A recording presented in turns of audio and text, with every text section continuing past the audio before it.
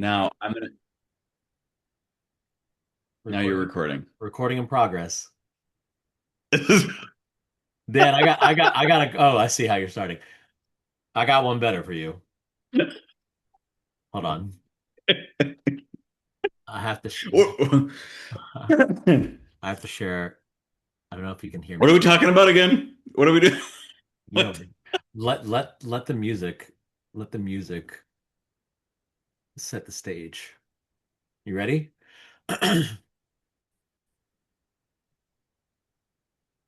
Sargassum trouble, poop in the bubble. Who you gonna call when the beaches look rough?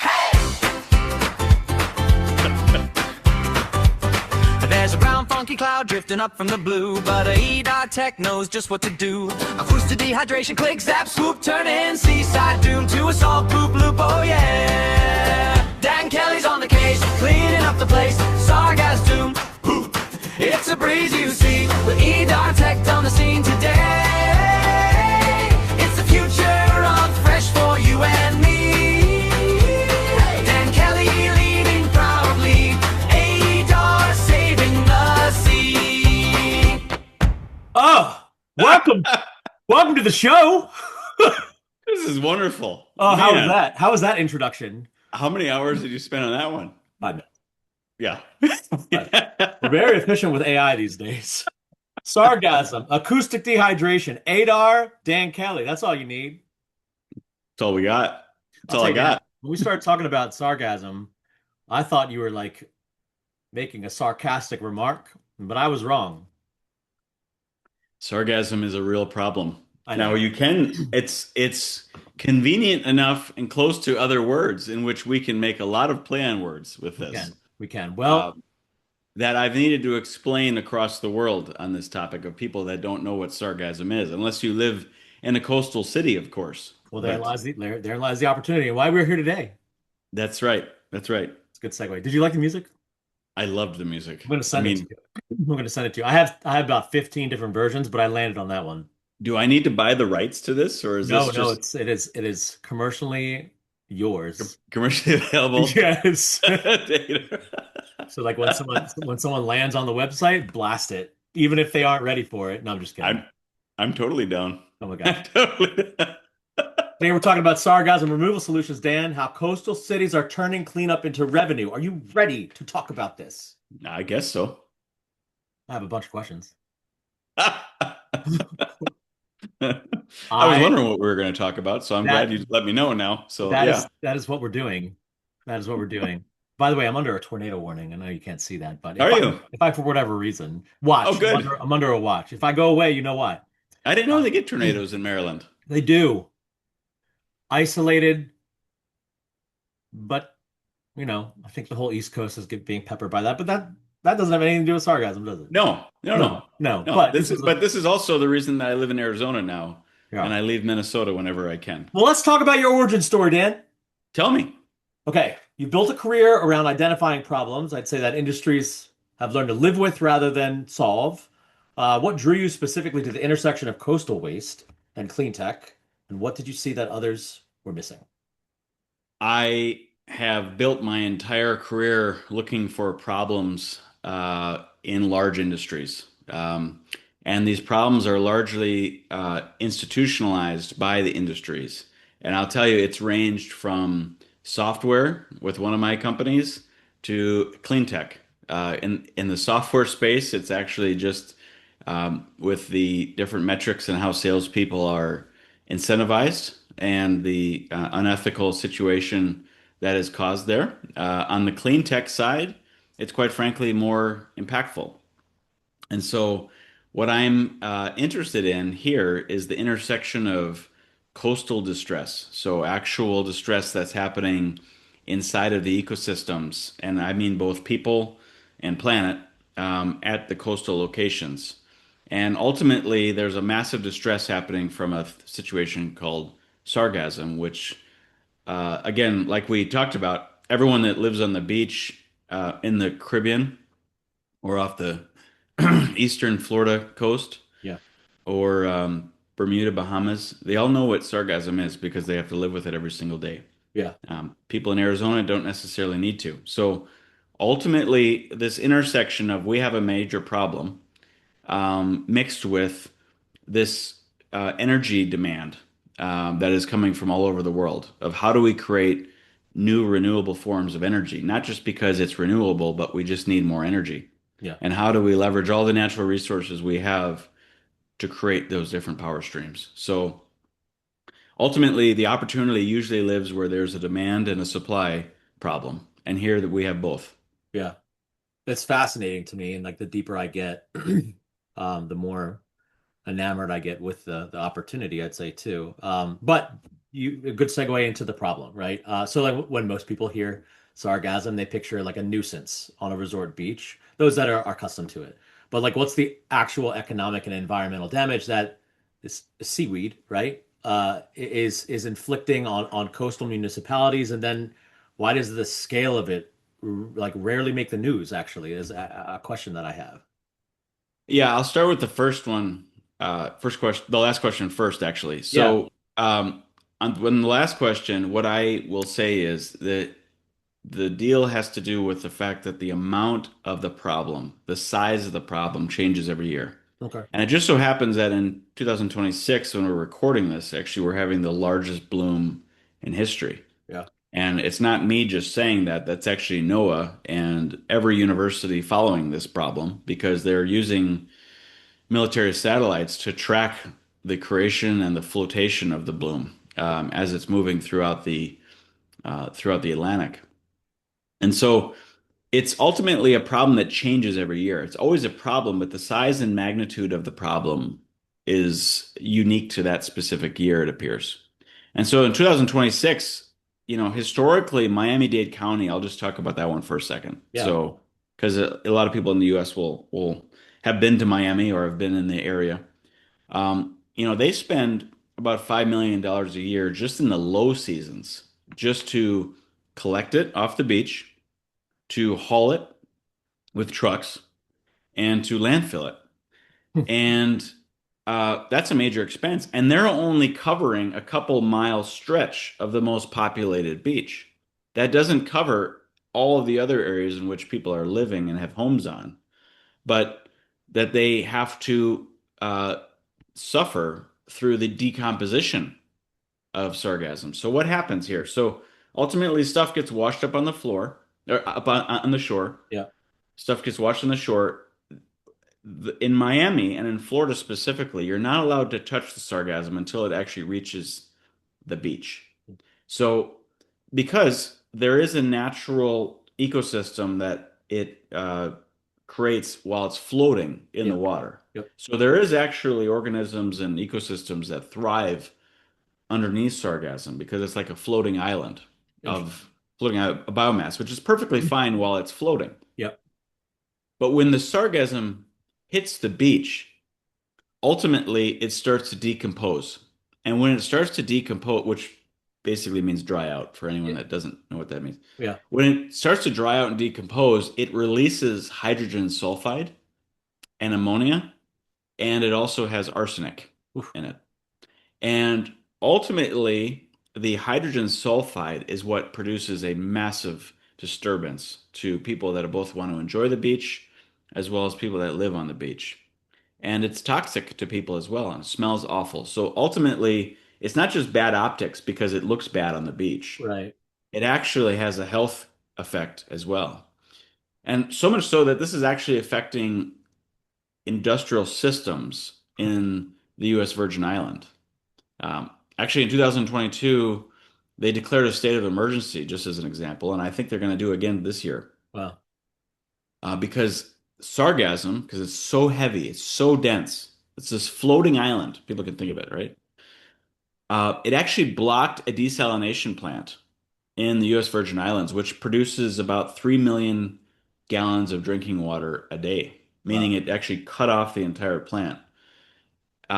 So ultimately, this isn't just a beach problem where people want to go and enjoy a beach. It's a coastal infrastructure crisis that shows up in the pictures because it looks ugly, but quite frankly, the problem is much, much larger.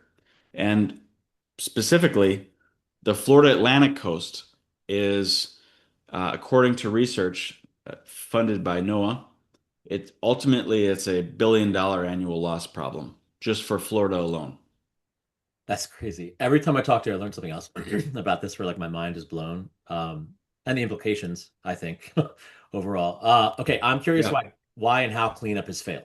So like conventional sargassum removal, I'm sure in some capacity has existed for decades, but like what's the fundamental flaw in how municipalities have approached this problem that keeps them stuck in the same like, I don't know, expensive, ineffective cycle year after year?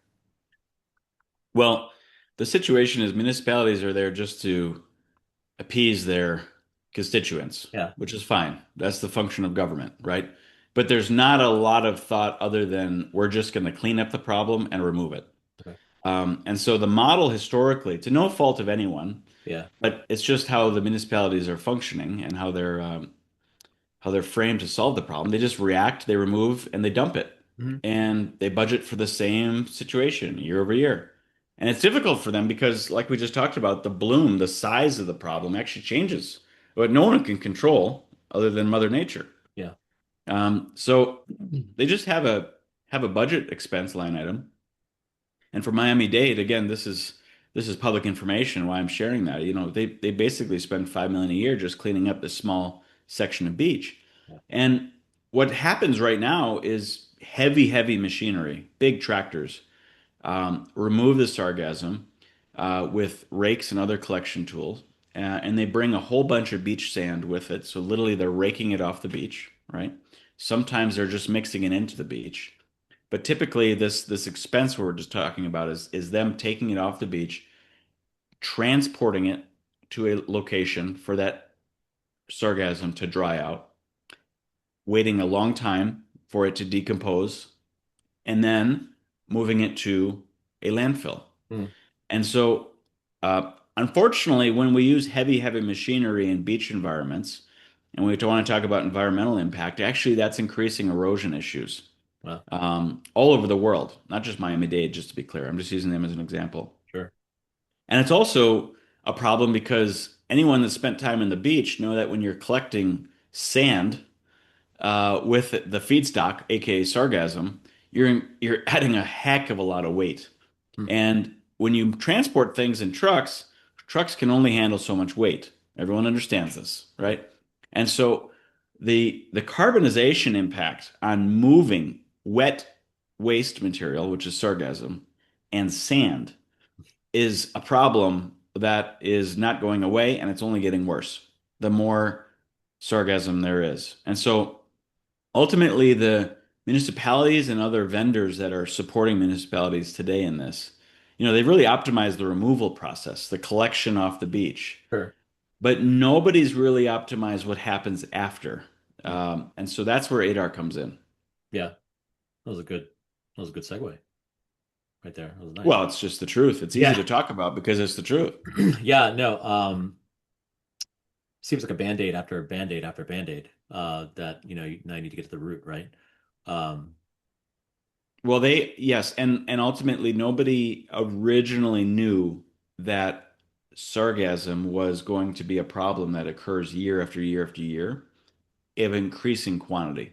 yeah. Because quite frankly, it was confusing to the researchers years ago. And there's tons of public research on this. This is not the knowledge of Dan Kelly. This is just research that's publicly available. Okay. um, the size of the problem has changed. And certain years actually went down. Like I believe it was 2024 actually was one of the smallest blooms. But it has to do, this is all being affected by climate change as well, shifting climate patterns across the world.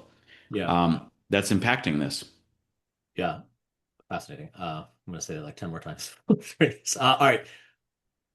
I think there's a misclassification component here. Like, so at what point did you stop seeing sargassum as a disposal problem and start seeing it as a misclassified asset?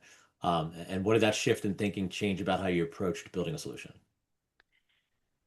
What I what I was thinking about, and it wasn't just me, by the way, it was the entire team. But what we were thinking about is instead of how can we get rid of the problem faster, what is the actual product made of? Is there any value in the actual product? Yeah. And to be perfectly fair, it wasn't our pure genius here. It was because we knew other parties were actually converting sargassum into other products Mhm. in their own local areas, specifically down in St. Lucia and the Bahamas, etc. Okay. They don't have a lot of industry or infrastructure there, and so they have to get real scrappy on how they produce value out of these waste materials. And so there's a lot of innovation that happens very naturally out of pure necessity in those local communities and those local small areas. So ultimately, we were saying, okay, some people are making some stuff out of this. The municipalities are largely just throwing it away and trying to figure out how we do that cheaper. Okay. But how do we actually create more of a biomarket for this product? And so ultimately, sargassum is a biomass, Yeah. just like other seaweed. We've processed seaweed before. So sargassum wasn't our first approach on this. We know that we process seaweed quite well. And so ultimately, sargassum is carbon rich, energy dense, and ultimately it has massive amounts of quantities. Yeah. And so the point of it is that municipalities and public sectors have largely classified sargassum purely as a waste, but that's just a bureaucratic identification because ultimately it's how they can spend money on it. It's a waste stream. And so it goes into the Parks and Rec group. Mm. Um, what we view sargassum as is a unmonetized supply chain Mm. where ADAR ultimately is going to become a market maker. Um, and I can talk about that more. But the point is that the problem of sargassum hasn't changed, but how we've framed the problem has. Yeah. And usually when niche players can do that, that's usually a huge market opportunity, to a point where if we could just focus on the Florida East Coast, we're talking about solving $1 billion problem here. Yeah. I can It makes sense. I actually do want to talk about the solution and like what actually happens. So like walk us through what happens when ADAR's tech encounters raw sargassum, if that's the right way to say it. Yes. Pulled straight from the beach, like what goes in, what's the process and what comes out on the other side? So our technology works in a shipping container. And the reason we put it in a shipping container, quite frankly, is so that we can move it to where the customer needs it most. Okay. And so the entire premise of the commercial model of Sargassum is that we can actually take our shipping container, which is the technology itself, to the source of the problem. And so this is exactly what we do with Sargassum. We will literally take our technology to the beach, Mm. and not on the beach, but in a parking lot next to the beach or some sort of public access way in which the sargassum is already being collected today. And so why that matters is a couple different reasons. But ultimately, we're doing on-site processing. Okay. When you do on-site processing, that means you're eliminating all hauling, all Yeah. trucking, number one. And number two, you're eliminating all impact to landfill. Mm. And so I can talk more about why the municipalities want this, of course. Yeah. But ultimately, that's the deal. We're dealing with a wet, dirty, inconsistent material that current technology can't address today, because it's not made for that. We built the technology to address these nuisance problems to a T. And so ultimately, when we have material that comes to a central location to our machine, it will be fed in on a belt feed. It'll run through our machine where we're using acoustic shock waves and other natural principles to dry, to pulverize, and to sanitize that material Mm. instantly. And then out comes a dry powder that has retained all of the nutrient value of the wet nuisance material used to be. But now it's a dry powder that can be upcycled and moved into different markets. And the markets are wide and deep, from the energy markets, which I've talked about before, such as creating biofuels, Yeah. sustainable aviation fuels, etc., to even construction, creating bricks and other construction materials. Uh, We can even talk about fertilizer, superfoods, etc. But let's just talk about the easy wins right now. Yeah. It's all of those areas in which we're not consuming anything, which is the Mhm. easiest for us to attack. That's where the big opportunity is. So we designed it for the real world where there's real problems. And the municipality market is a huge, huge opportunity for ADAR because ultimately these municipalities just want to get rid of the problem. They're trying to lessen the impact on their landfills. Sure. Some areas in the world have a significant national security problem, actually, where their landfills are filling up and they don't have a solution for it today. And it's the dirtiest little secret, pun intended, Uh-huh. that municipalities are keeping because it is a problem that your constituents don't want to hear about.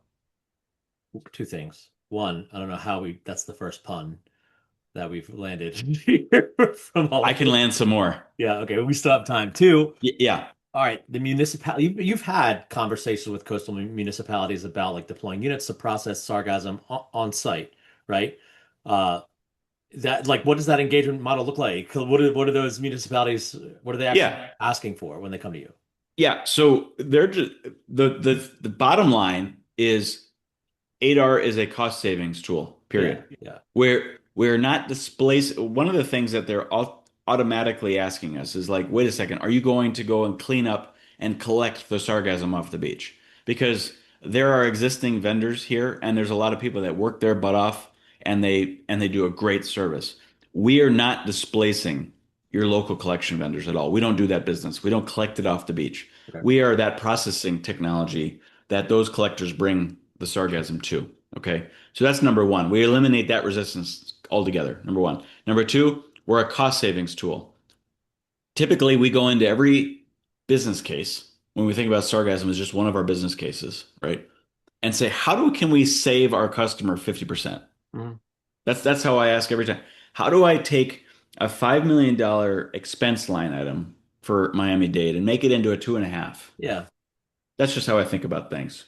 That's how I built every business. And it works because it makes the conversation very simple. yeah. And ultimately, municipalities don't want to buy technology. They don't acquire hardware, right? They want their problem to go away. Mhm. And Miami-Dade, let's just talk about them for an example. Their problem is they want to lessen impact on their landfill, number one. They want to have a situation where their constituents, their local communities, are happy with how they're handling the problem by creating upcycling opportunities. It's a wonderful PR mode, right? Two or three, save money, and four, not displace their local vendors. And we check every box. So ultimately, we go into them with a lease model. And so they lease our machine. They provide us the space, the people, the power, and the local vendors to bring us the feedstock. And then we handle the rest. Okay. It's as simple as that. And so ultimately, ADAR is a easy button for sargassum as the starting use case in how we enter certain municipalities. This is it's crazy. All right, I wrote something down on a prior. Okay. Sustainable aviation fuel made from seaweed. Like that's not a sentence that many CEOs say. How did that conversation develop? What does that tell you about where the market's headed? Probably faster than most people realize, right? So sustainable aviation fuel actually came from some of our team members that have worked in this space. Okay, And so it wasn't my idea, to be clear. This is actually came from a few different members, but one specifically being Stan, who's our director of market development, who actually came from this industry. cool. And ultimately, like typical seaweed, sargassum has all the components that can be used for upcycling into um, the creation of biochar, which then can be created for a sustainable aviation fuel. Ultimately, the aviation industry has a big problem. They are constantly looking for SAF ingredients, and they need about 120 billion liters of SAF by 2050, the industry says. Um, the problem is not the process of creating SAF, actually. And that's not what ADAR is doing. We are upcycling from them. We are supplying those creators of SAF, Yep. right? Yep. The problem that the industry has is actually a consistent feedstock that has a large enough mass Hmm. that can create enough of a flow so that there's not supply chain disruption. So again, I'm going to repeat that. It's not the actual creation process itself, it's actually the feedstock. Okay. And so ADAR, this is why people describe ADAR as the platform play, because ADAR is ultimately the platform that's enabling this supply chain. So what we're doing is we're simply tapping into an untapped resource that is currently being thrown away today as a nuisance. Hmm. And we're simply using sargassum as one of the feedstocks in which we can create this downstream, fine, consistent powder Yeah. that has high nutrient value for all of the digesters to create biochar and then sustainable aviation fuel. So again, we're not the endpoint solution. We're simply upstream, allowing our customers to innovate.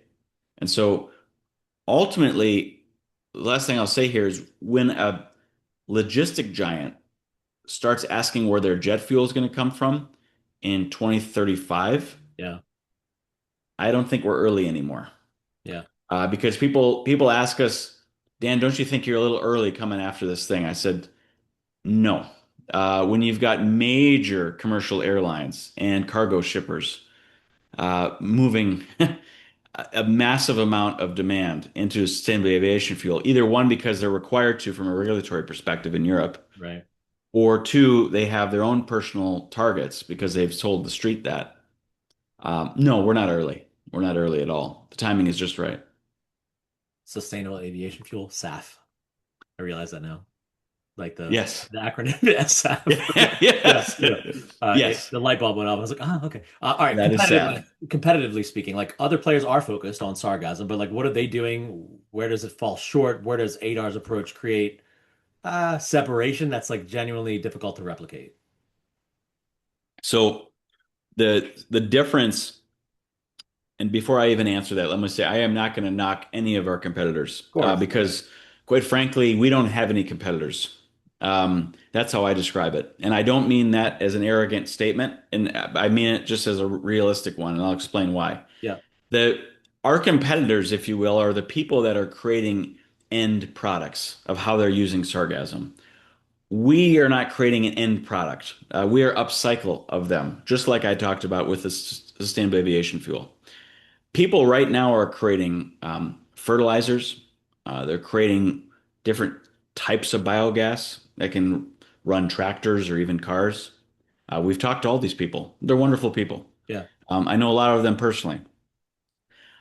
They're creating specific products, relatively low margins because of the cost to collect, to dry, to process sargassum is so high prior to ADAR entering the market, right?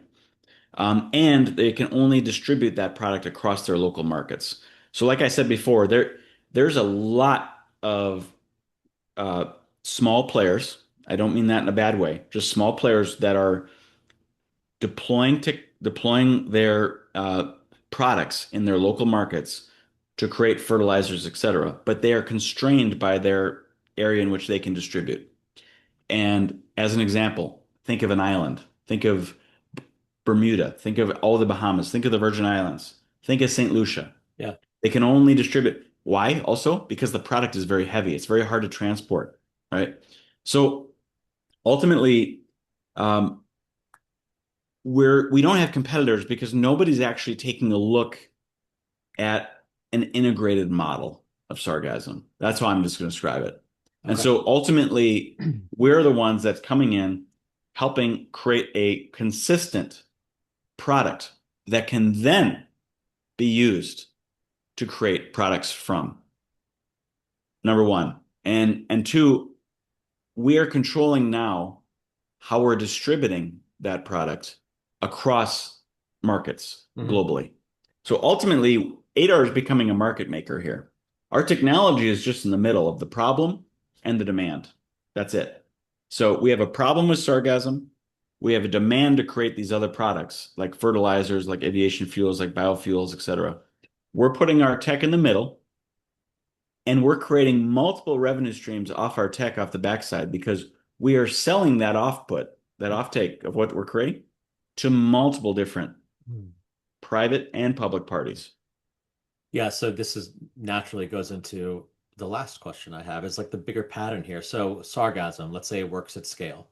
Like what does it prove about how coastal cities, obviously like municipalities everywhere, like how should they be rethinking what they currently classify as waste? So I would say that sargassum is a proof of concept for a lot of these municipalities when they talk about ADAR or talk about a technology like ADAR. Yeah.